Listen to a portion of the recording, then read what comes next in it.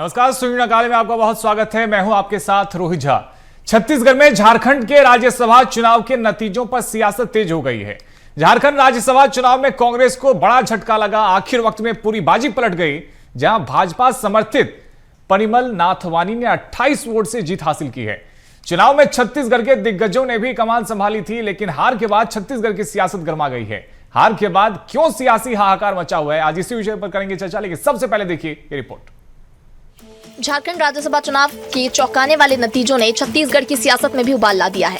आंकड़ों के लिहाज से जिस सीट पर कांग्रेस की जीत तय मानी जा रही थी, वहीं भाजपा ने आखिरी वक्त पर बाजी मार ली। इस चुनावी रण की कमान छत्तीसगढ़ के दो कद्दावर नेताओं के हाथ में थी। भाजपा की ओर से उप मुख्यमंत्री विजय शर्मा रणनीति बना रहे थे, तो वहीं कांग्रेस की तरफ से पूर्व मुख्यमंत्री भूपेश बघेल मोर्चे पर थे। लेकिन नतीजे आते ही सियासी मोर्चा खुल गया। जहां भाजपा जश्न में डूब गई, वहीं इस हार का ठीकरा सीधे भूपेश बघेल पर फोड़ा जाने लगा। अब बीजेपी ने पूर्व सीएम भूपेश बघेल को लेकर एक कार्टून पोस्ट किया, जिसमें कहा गया कि जहां जहां भूपेश बघेल को जिम्मेदारी सौंपी जाती है, वहां कांग्रेस की नैया डूब जाती है। झारखंड राज्यसभा चुनाव में कांग्रेस को बड़ा झटका। चुनाव के आखिरी वक्त में पलटी पूरी बाजी। भाजपा समर्थित उम्मीदवार परिमल नाथवानी ने 28 वोट से हासिल की जीत। चुनाव में भाजपा से विजय शर्मा और कांग्रेस से भूपेश बघेल ने संभाली थी कमान। हार के बाद गरमाई छत्तीसगढ़ की सियासत। भाजपा ने हार का ठीकरा सीधे भूपेश बघेल पर फोड़ा। भूपेश बघेल को जहां मिली जिम्मेदारी, वहां कांग्रेस को मिली हार। भूपेश बघेल को 2021 में असम विधानसभा में मिली थी जिम्मेदारी। चुनावों के लिए भूपेश बघेल को बनाया था सीनियर ऑब्जर्वर। उत्तर प्रदेश विधानसभा चुनाव बतौर मुख्य पर्यवेक्षक मिली थी जिम्मेदारी। साल 2024 में हिमाचल प्रदेश की एक राज्यसभा सीट सौंपा था जिम्मा। झारखंड चुनाव के बाद अब छत्तीसगढ़ में सियासी खींचतान चरम पर है। भाजपा के निशाने पर भूपेश बघेल के साथ साथ राहुल गांधी भी हैं। मुख्यमंत्री विष्णुदेव साय ने तंज कसा कि जहां जहां राहुल गांधी के कदम पड़ते हैं, वहां कांग्रेस का बंटाधार हो जाता है। वहीं विधायक अजय चंद्राकर ने भूपेश बघेल को कांग्रेस का शुभंकर बताया। इस पर पलटवार करते हुए कांग्रेस ने कहा कि झारखंड में हार के लिए भूपेश बघेल को जिम्मेदार ठहराना भाजपा की बेशर्मी और ओछी राजनीति है।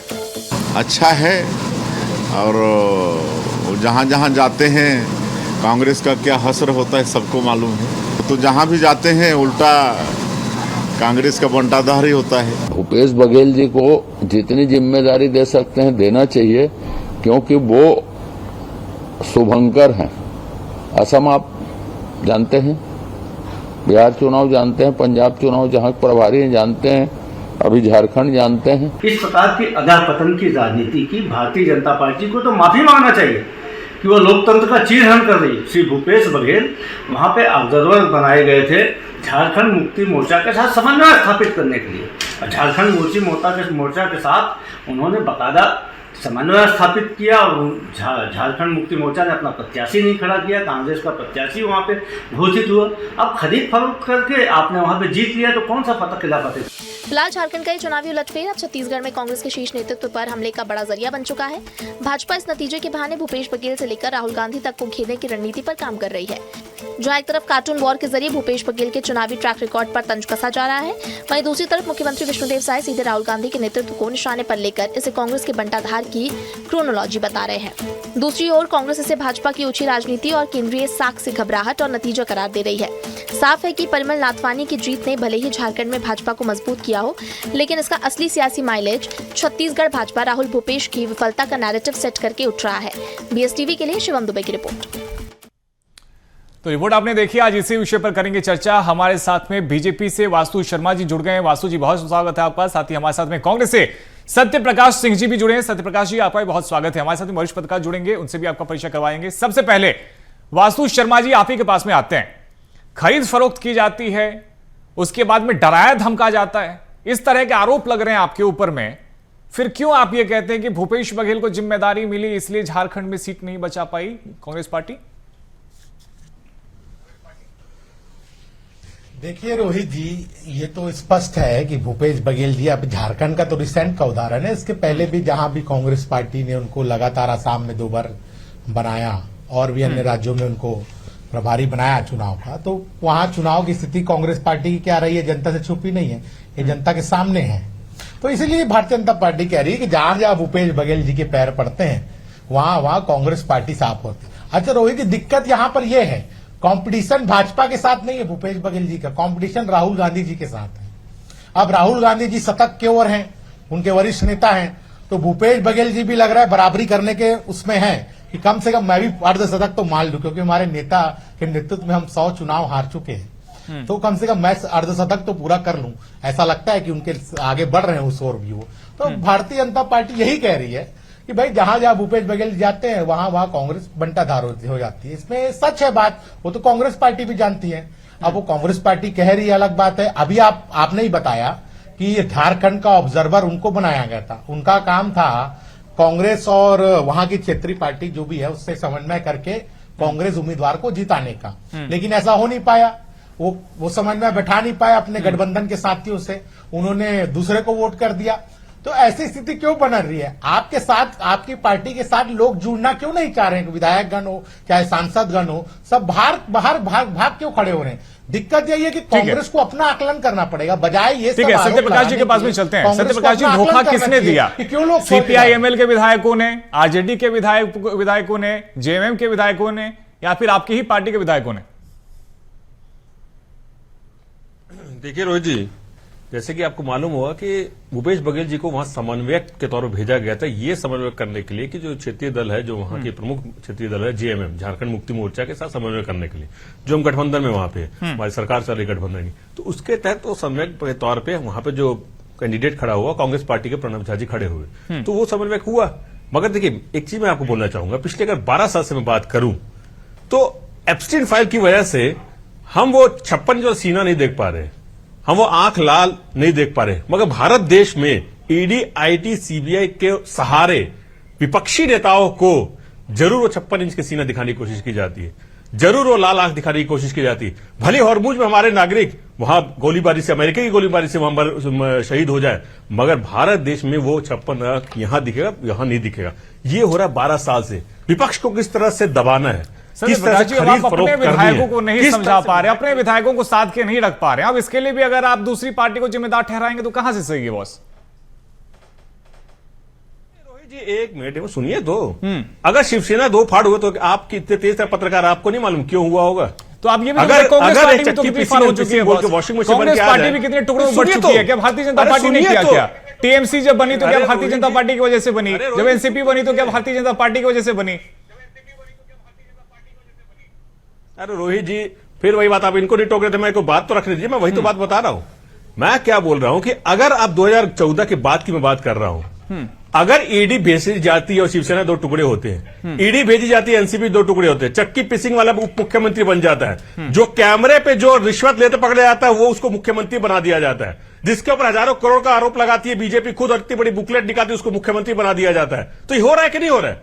अगर ईडी आईटी की धमकी दे देखिए, आप भी एक सामान्य व्यक्ति है, मैं भी एक सामान्य व्यक्ति हूं, तो अगर इस तरह की धमकियां मिलेगी तो आदमी क्या करेगा आपको बताइए? अगर आपको बोलेंगे मैं जान से मार दूंगा, आप ये काम कीजिए, तो आप क्या करेंगे? मेरे को मार दीजिए, मेरे परिवार ऐसे बिखर जाए, मेरा परिवार अनाथ हो जाए। तो ये हालात अगर 2014 बाद से है, ये 2014 से पहले क्या थी? ये वही पार्टी है राजीव गांधी की, जिन्होंने अटल बिहारी वाजपेयी जी को भी विदेश भेजा था इलाज के लिए। इंदिरा गांधी जी ने यूएन में भेजा था अटल बिहारी वाजपेयी जी को। हमने कभी बीजेपी मुक्त की बात नहीं की। सत्यप्रकाश जी, आपने दुनिया भर की बात कर ली, लेकिन आप ये नहीं बता पा रहे, ये नहीं समझा पा रहे कि झारखंड में आपके प्रणब झा जीत क्यों नहीं पाए?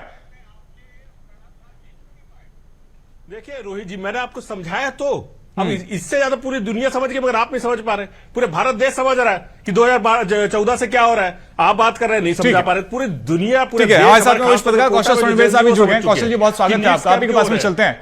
कौशल जी, आप समझ पा रहे हैं क्या? न केवल झारखंड बल्कि मध्य प्रदेश में भी हमने देख लिया किस तरह से मीनाक्षी नटराजन तमाम बहुमत होने के बाद भी उनके नामांकन में गड़बड़ी हो गई। तो अपनी सीटें कांग्रेस पार्टी बचा क्यों नहीं पा रही है? जहां पर भी अवसर मिल रहा है खो देती है। राज्यसभा की सीटें आपको भी मालूम है कि कितनी कीमती होती है, इसके बावजूद इस तरह की लापरवाही।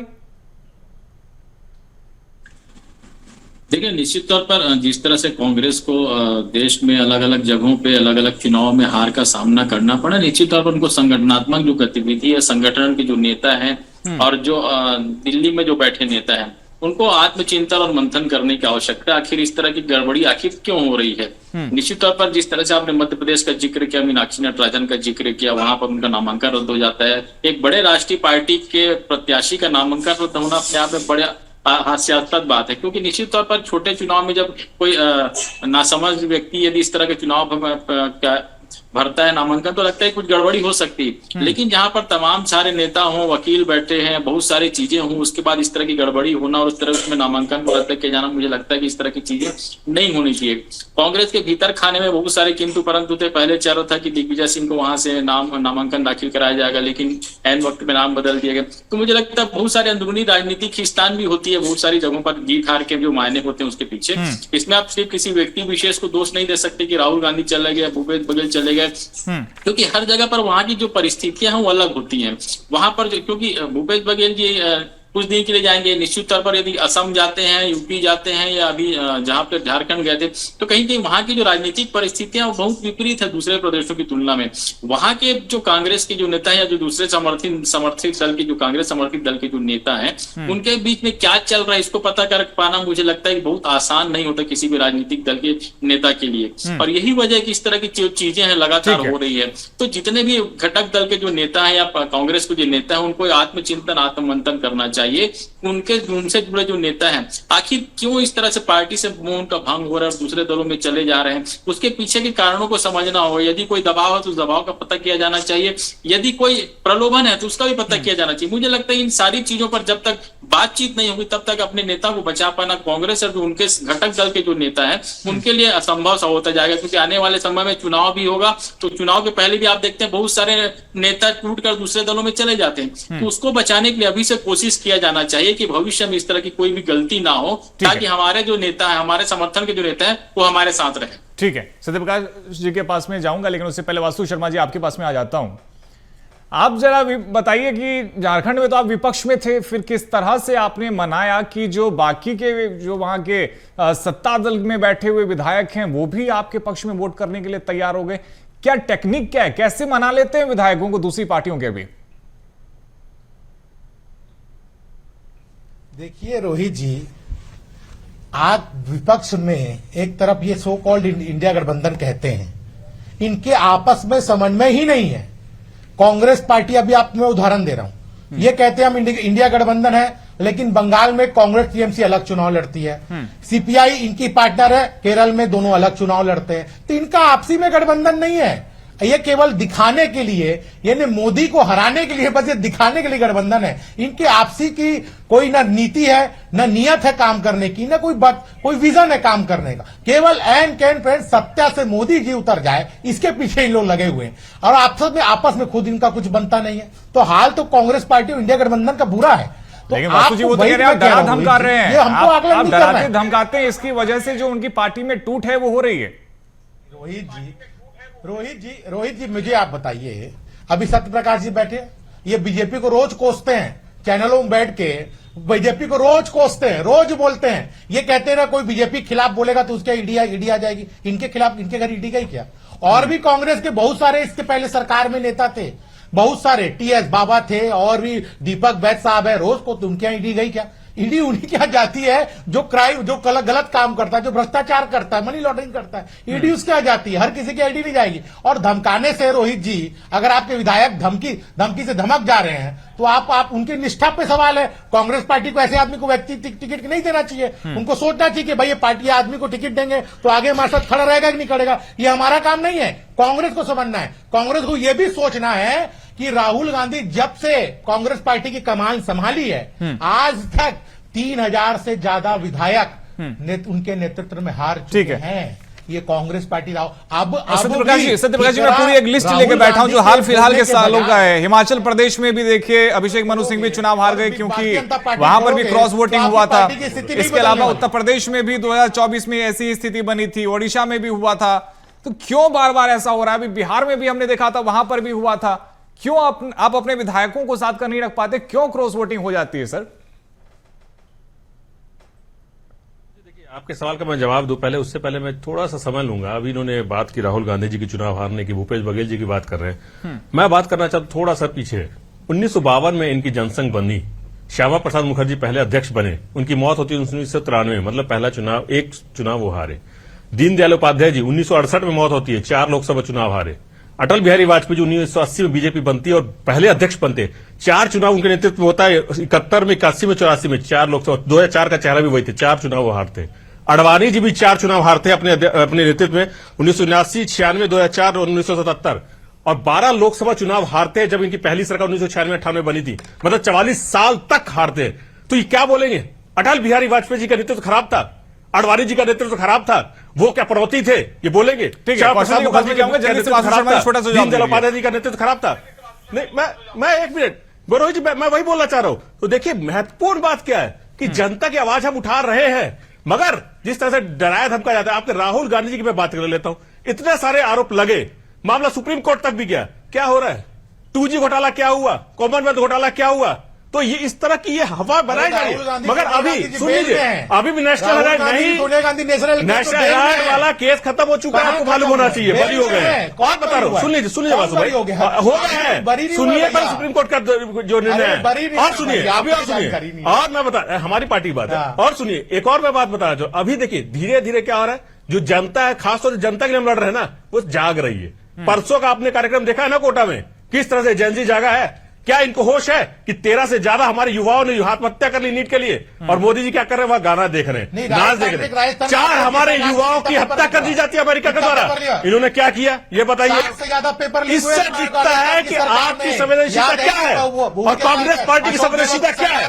आप सत्ता में रहते हुए घमंड में है, आप सत्ता में रहते विपक्ष को गिराने में है, आप सत्ता में रहते विपक्ष को डराने में है, मगर विपक्ष जो है वो जनता के लिए रोड पर है। विपक्ष जो विधानसभा में लड़ रहा है, विपक्ष लोकसभा में लड़ रहा है, विपक्ष युवाओं के बीच में है, विपक्ष रोजगार के लिए लड़ रहा है, महंगाई के लिए लड़ रहा है, किसानों के लिए लड़ रहा है, छात्रों के लिए लड़ रहा है। और ये क्या कर रहे हैं? धर्मेंद्र प्रधान को बचाने के लिए। ये क्या कर रहे हैं? ट्रंप के सामने ही करने के लिए। ये क्या कर रहे हैं? मेलोडी खाइए, ये कर रहे हैं। पिछले 12 साल में यही हो रहा है, मगर हम लड़ रहे हैं और ये हो जाएगा। लोकसभा चुनाव आने वाला है, ठीक है, देखिए क्या होगा। सबके सामने दूध का दूध, पानी का पानी हो जाएगा। ठीक है, हम दोनों को कौशल के पास कौशल जी से जवाब लेते हैं। कौशल जी, विपक्ष के पास में इतने सारे मुद्दे हैं और विपक्ष एनडीए सरकार से यदि लड़ रही है, तो क्यों फिर इस तरह की स्थिति बन गई है कि जो खुद के विधायक सांसद है वो भी साथ नहीं दे रहे? रोहित जी देखिए, पिछले कुछ सालों में देखेंगे तो किसी भी चुनाव के बाद या चुनाव के परिणाम के पहले बाड़ेबंदी की बहुत आवश्यकता पड़ती है। राजनीतिक दल के जो नेता हैं, चाहे विधायक की बात करें चाहे सांसद की बात करें, आखिर इसकी आवश्यकता क्यों पड़ रही है? आखिर क्यों लगता है किसी दल को कि हमारा जो विधायक है या सांसद है किसी दबाव में आ जाएगा, किसी प्रलोभन में आ जाएगा? और यही हो रहा है पिछले कुछ समय से। आप देखेंगे लगातार बाड़ेबंदी की जाती है, उनको ऐसे गोपनीय जगह पे रखा जाता है जिनके बारे में पार्टी के कुछ नेताओं के अलावा किसी को पता नहीं होता। तो इस तरह की परिस्थितियां निर्मित हुई है, मुझे लगता है कि लोकतंत्र के लिए अच्छी बात नहीं है, क्योंकि जनता जनप्रतिनिधि को चुनाव जितवा कर लाता है। यदि वो जनप्रतिनिधि दल बदल कर लेता है, दूसरे राजनीतिक दल में चल देता है, तो मुझे लगता है इस पर भी कोई नियम कायदा कानून बनना चाहिए। क्योंकि आप एक बड़ी बल्क में जाते हैं तो उस पर आप कोई एक्शन नहीं होता, आप कम संख्या में जाएंगे तो कार्रवाई हो जाती। तो मुझे लगता है कि यदि जनप्रतिनिधि कोई बनता है और जनता उस पर भरोसा करके चुनाव जितवाती किसी राजनीतिक दल के किसी पार्टी के चुनाव चिन्ह और किसी चेहरे के साथ, तो मुझे लगता है कि उसको उसी दल पे रहना चाहिए।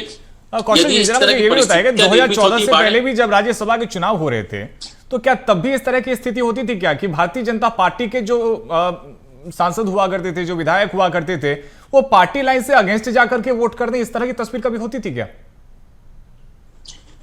इस तरह की घटनाएं बिल्कुल इक्का दुक्का पहले भी हो चुकी है और इस तरह की घटनाएं होती रही है, लेकिन अभी के पिछले कुछ समय देखेंगे इसकी संख्या में बहुतायत में बढ़ोतरी हुई है। और सिर्फ कोई एक दल इसके लिए जिम्मेदार नहीं है, सभी दल के नेता इसी उम्मीद में लगे रहते हैं। आप छोटे से छोटे चुनाव जहां पे नगर पंचायत की बात होती है, नगर पालिका की बात होती है, चाहे नगर निगम की बात होती है, वहां पर भी पार्षदों को बाड़ेबंदी करना पड़ता है। आखिर छोटे से छोटे स्तर के जो नेता हैं उन तक भी भरोसा आप कायम नहीं कर पा रहे हैं कि जिस दल से आप चुनाव जीते आप उसी दल के साथ रहिए, उसके साथ आगे बढ़िए। तो फिर बड़े लेवल के चुनाव जहां पर करोड़ों अरबों रुपए खर्च होते चुनाव जीतने हारने में, तो मुझे लगता है कि यदि इस तरह की परिस्थितियां निर्मित होगी तो इस पर सोचना चाहिए। चुनाव आयोग को भी इस दिशा में कदम उठाना चाहिए और भविष्य में ऐसी घटनाएं लगातार, क्योंकि बिल्कुल हर बार घटनाएं हो रही है, आप इसको रोक ही नहीं पा रहे हैं और हर राजनीतिक दल इसमें संलिप्त है। किसी एक दल की बात नहीं करूंगा, क्योंकि सभी दल चाहते हैं कि हमको क्रॉस वोटिंग मिल जाए या हमको कोई समर्थन दे दे या कोई भीतर का आने से हमको पार्टी में यदि वो वोट डालने की बात है तो वोट डाल लेना है। तो बहुत सारी ऐसी बातें होती जिसको लेकर हमको सोचना पड़ेगा और इस तरह की बाड़ेबंदी की स्थिति बनती है। अभी विधानसभा चुनाव होगा, उसके बाद भी देखेंगे, लगता है कि नेट टू नेट मुकाबला चल रहा है, तो 10 विधायक तोड़ ले, 2 विधायक तोड़ ले, तो इस तरह की स्थितियां निर्मित होती है। ठीक आखिर है। क्यों ऐसा होता है भाई? यदि इस तरह की चीजें होती तो ठीक मुझे है। लगता है कि जनता को फैसला लेना होगा कि जो वाकई में जो भरोसेमंद चेहरा है उस पर हम वोट करेंगे। ठीक है। वासु शर्मा जी, 2024 में भारतीय जनता पार्टी बहुमत हासिल नहीं कर पाई, इसलिए अब विपक्ष को तोड़ा जा रहा है क्या? नहीं रोहित जी, देखिए भारतीय जनता पार्टी अपना काम कर रही है और निश्चित रूप से अगर भारतीय जनता पार्टी में कोई आना चाहता है तो भारतीय जनता पार्टी की विचारधारा को जब वो अपनाएगा तभी वो भारतीय जनता पार्टी में आ सकता है। और भारतीय जनता पार्टी आप अगर देखेंगे टीएमसी के लोग यानी पूरे के पूरे सांसद और वो दूसरी पार्टी में जा रहे, दूसरे पार्टी में मर्ज कर रहे हैं, विधायक कह रहे हैं कि ममता बनर्जी के नेतृत्व नहीं चुका, तो किस प्रकार दबाव में वो थे, किस प्रकार ये थे कि जब वो सत्ता उतरी तो उन लोग खुल के सामने आ गए अपनी पार्टी के। तो निश्चित रूप से ऐसा पार्टी में होता है। कांग्रेस में भी कई लोग ऐसा कहते हैं, बहुत सारे कांग्रेस के अच्छे नेता जो भारतीय जनता पार्टी में वो कहते थे कि उनको काम करने की छूट वहां नहीं है, केवल राहुल गांधी और सोनिया गांधी जी की जो आगे पीछे घूमता है उन्हीं को मौका मिलता है। ऐसे बहुत सारे उदाहरण टीवी चैनलों में भी आके बहुत सारे लोग इस बात को कहे हैं। तो कांग्रेस से इसलिए भी नाराज है लोग, इधर बाहर भग रहे हैं लोग, वहां से हट रहे हैं और दिख रहा है कांग्रेस कहीं ना कहीं धीरे धीरे अब भारत से समाप्त होते जा रही है। कांग्रेस के अच्छा ये बात करते हैं, मैं तो ये पूछना चाहता हूं रोहित जी, ये बोलते हैं कि भारतीय जनता पार्टी विधायकों को खरीद लेती है, भारतीय जनता पार्टी करता है। भाई आप अपने विधायक को संभाल नहीं पा रहे हो। अच्छा ये जब करें तो बहुत अच्छा है। अभी रिसेंट का उदाहरण है, आप रिसेंट का उदाहरण तमिलनाडु में देख लीजिए। तमिलनाडु में ये डीएमके के साथ थे, जनता ने इनके खिलाफ मैंडेट दिया, इनके खिलाफ दोनों पार्टी मिलकर चुनाव लिए और जैसे ही सत्ता में टीवीके आई, कांग्रेस पार्टी ने डीएमके के साथ छोड़ के टीवीके के साथ मिली। तो जनता ने आपके खिलाफ मैंडेट दिया था, तो आप कैसे टीवीके के साथ मिल गए भाई? तब विचारधारा और ये सब कहा गया था, लोकतंत्र, तब कांग्रेस पार्टी नहीं सोचती क्या? यानी अपने लिए अपने बारीकदारी में करो, अपने लिए किसी से मिल जाओ, किसी को खरीद फरोख्त कर लो, आपके समय में होता ही, ये भारतीय जनता पार्टी में नहीं होता है। भारतीय जनता पार्टी अपना काम करती है। सत्यप्रकाश जी, कोई विचारधारा नहीं है क्या कांग्रेस पार्टी में? और यदि विचारधारा है तो कैसे ये संभव है कि आपके सांसद, आपके विधायक आपकी पार्टी का साथ न देकर दूसरी विपक्षी दल का साथ दे देते हैं? देखिए एक चीज तो मैं बोले स्पष्ट कर दूं, अभी ने तमिलनाडु को उदाहरण दिया, अब ये बोले हमारे यहां नहीं होता है। जब चुनाव हुआ था महागठबंधन का बिहार में, आरजेडी कांग्रेस जेडीयू एक साथ थी, जेडीयू निकलती और उसी समय नरेंद्र मोदी जी का वो बयान आपको याद होगा, डीएनए पे तमाम सवाल खड़े किए थे नीतीश कुमार जी के ऊपर, और जब वो नीतीश कुमार जी अलग हो जाते हैं तो आ जाते हैं। तो उस समय तो आपके खिलाफ नीतीश कुमार को तो आप भी लेने के लिए तैयार बैठे रहते हैं। बोलते भाई मैं तो हमारे खिलाफ था, आप कह रहे हैं ना, उसी का जवाब है ये। कांग्रेस पार्टी दूसरे को जवाब देता, यानी आपकी बारी आई तो आप भी वही किए ना। सुन लीजिए ना, तो उस समय आप आरोप क्यों लगा रहे हैं? उस समय आरोप क्यों लगा रहे हैं? अब एक चीज मैं बोला चाहूंगा रोहित जी, अभी इन्होंने अपनी विचारधारा की बात की। क्या विचारधारा है कि गाय हमारी माता है और रात में घर के अंदर ताला बंद करके खाते हैं, ये इनकी विचारधारा है? इनकी विचारधारा क्या है? भ्रष्टाचारी आइए हमारे यहाँ, सुनिए तो, भ्रष्टाचारी आइए हमारे यहाँ, ईडी हमारे साथ है, ये विचारधारा है। कांग्रेस पार्टी 70,000 करोड़ लीजिए, ईडी हमारे साथ है, ये विचारधारा है। ये दिखता है हमारी विचारधारा क्या है? ऐसी विचारधारा अगर कांग्रेस पर इतिहास उठा के देखिए, अंग्रेजों के समय लड़े गरीबों के लिए, आज भी लड़ रहे गरीबों के लिए। आगे उस समय अंग्रेजों से लड़ रहे हैं, नए अंग्रेज से लड़ रहे हैं, ये दिख रही है। ये कांग्रेस की विचारधारा। और सुनिए, कांग्रेस की विचारधारा क्या है? महंगाई से लड़ने की। कांग्रेस की विचारधारा क्या है? युवाओं के लिए लड़ने की। इनकी विचारधारा क्या है? अडानी जी आइए खदान देंगे। हमारी विचारधारा क्या है? किसान के लिए लड़ने की। इनकी विचारधारा क्या है? किसानों के जंगल काटने की, उनके खेत अंबानी को देने की, अडानी को देने की, ये विचारधारा है। ये फर्क है। सत्यप्रकाश जी, अब इतनी अच्छी विचारधारा है आपकी, फिर कैसे ये आपके विधायक, आपके सांसद आपका साथ छोड़ के जा रहे हैं? आपको कहीं ना कहीं फिर इस पे ध्यान तो जरूर देना चाहिए। ठीक है, लौटूंगा वासु शर्मा जी, आज जाऊंगा आपके पास में, आऊंगा। उससे पहले एक बार कौशल जी के पास में चलते हैं। कौशल जी जरा समझाइए, अगर आप जैसा कह रहे थे कि भूपेश बघेल के लिए थोड़ा सा मुश्किल था झारखंड में जाकर के काम करना, लेकिन विजय शर्मा के लिए भी तो मुश्किल रहा होगा, फिर उन्होंने कैसे भारतीय जनता पार्टी के लिए काम इतना आसान कर दिया? निश्चित तौर पर दोनों ही दलों के नेताओं के लिए काफी मुश्किल भरा था झारखंड का जो परिणाम आया है। निश्चित तौर पर भारतीय जनता पार्टी ने उसमें बाजी मारी है, और जो जिस तरह से वहां पर जो राज्यसभा का परिणाम आया है, निश्चित तौर पर चौंकाने वाला भी कहा जा सकता है कि यदि आप दूसरे दल के नेता को अपनी ओर आकर्षित कर लेते तो कोई वजह जरूर रही होगी। मैं उसी पे जा रहा था कि आखिर ऐसी कौन सी वजह होती कि जो आपके जो विधायक है, आपके जो सांसद है, वो आपका साथ नहीं दे रहे? क्या कारण है कि जो राजनीतिक दल के जो नेता जो जिस दल से चुनाव लड़े हैं उसके खिलाफ क्रॉस वोटिंग कर रहे हैं या फिर वोटिंग के लिए नहीं पहुंच रहे? इस तरह की परिस्थितियां निर्मित क्यों हो रही है? आखिर इसके पीछे बिल्कुल। और कौशल जी, ये परिमल जी जो है वो 3 बार के राज्यसभा के सांसद रह चुके हैं, अगर इतने कद्दावर जी, जी। नेता, इतने कद्दावर उम्मीदवार हैं, फिर क्या कांग्रेस पार्टी ने जरा भी सोचा नहीं कि भारतीय जनता पार्टी कुछ ना कुछ तिक्रम कर सकती है और सीट को हासिल कर सकती है? निश्चित तौर पर वही मैं कह रहा हूं कि इस तरह की जो, क्योंकि पॉलिटिक्स में अब कुछ भी जायज है, क्योंकि किसी भी चीज को अब गलत नहीं माना जा रहा है। राजनीति में ये केन प्रकार जीतना ही एकमात्र लक्ष्य रह गया है। किसी भी तरह हमको चुनाव जीतना है या जिस तरह के कोई भी हो, हमको जीतने से मतलब है। किस तरह जीत रहे हैं, कैसे जीत रहे हैं, इससे कोई मतलब नहीं है, क्योंकि अंतिम परिणाम यही होता है कि जब कोई सफल हो जाता है। तो मुझे लगता है कि इस तरह की जब चीजें हो रही तो राजनीतिक दलों को सोचना होगा, खासकर कांग्रेस को और उसके घटक दलों की, आखिर हमारे पीछे कमी क्या रह जाए कि हमारे जो नेता वो टूट रहे हैं। ठीक है, लास्ट कमेंट वासु शर्मा जी, जल्दी से जवाब दे दीजिए। साम दाम दंड भेद हर चीज का इस्तेमाल करेंगे क्या सीट जीतने के लिए? रोहित जी, झारखंड की तो बात कर ली है हम लोग ने, लेकिन मध्य प्रदेश में क्या हुआ? कांग्रेस की अंदरूनी कला और मीनाक्षी नटराजन, अरे आपको वही तो रद्द किया है और उनको ये चुनाव आयोग की वजह से मीनाक्षी नटराजन का रद्द होता है, और वही चुनाव आयोग रांची में नहीं करता है। ये दिखता है, बता दिए अगर नहीं चुनाव आयोग हमारे साथ आ जाए ना, आपका भी रद्द हो जाएगा। चुनाव आयोग हमारे पास आया, सीबीआई या ITI हमारा, हम भी रद्द करेंगे। यही दिक्कत ये है, तो ये चलता रहेगा जब तक आपकी सत्ता है। खुद एक नहीं है, सत्ता परिवर्तन होगा ना, आइए लोकसभा चुनाव में आइए, उसके बाद समझ आएगी कि क्या चीजें होंगी, तब चीजें आएगा। एमपी में ही है, एमपी के पत्रकार है रोहित जी, हमको पता है। अरे आप आइए ना, चुनाव आयोग हमारे को चर्चा को यहीं पे रोकना होगा, चर्चा को यहीं पे रोकना होगा। बहुत शुक्रिया वासु शर्मा जी, सत्यप्रकाश जी और साथी कौशल सरमेर साहब, आपका हमारे साथ भी जुड़ने के लिए। तो देखिए, एक के बाद एक अलग अलग राज्यों में कांग्रेस पार्टी को झटका लग रहा है, लेकिन हम बात झारखंड की इसलिए कर रहे थे क्योंकि भूपेश बघेल को वहां पर जिम्मेदारी मिली थी, और जैसे ही कांग्रेस पार्टी अपना सीट नहीं बचा पाती है, उसके बाद सवाल उठने लगे भूपेश बघेल को लेकर, क्योंकि यह कहा जाने लगा कि जहां जहां भी भूपेश बघेल को जिम्मेदारी मिली है वहां वहां कांग्रेस पार्टी को हार मिली है। लेकिन सवाल यह भी है कि अलग अलग राज्यों में यदि कांग्रेस पार्टी को या फिर विपक्ष को हार मिल रहा है, तो ऐसी कौन सी नीति एनडीए और भारतीय जनता पार्टी की सरकार अपनाती है जिसकी वजह से विपक्ष के विधायक और सांसद अपनी पार्टी के अगेंस्ट जाकर भी वोट करने के लिए तैयार हो जाते हैं? तो फिलहाल शून्यकाल में इतना ही। खबरों का सिलसिला जारी है, आप देखते रहिए BS TV। नमस्कार।